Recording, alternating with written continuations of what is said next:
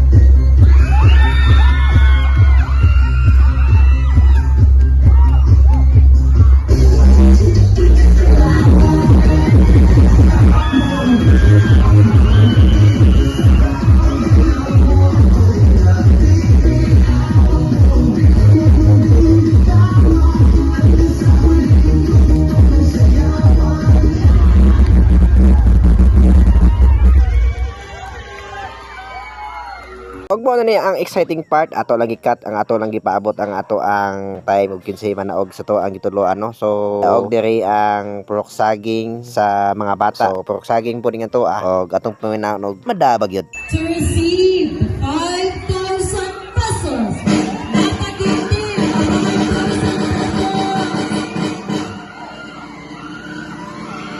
Good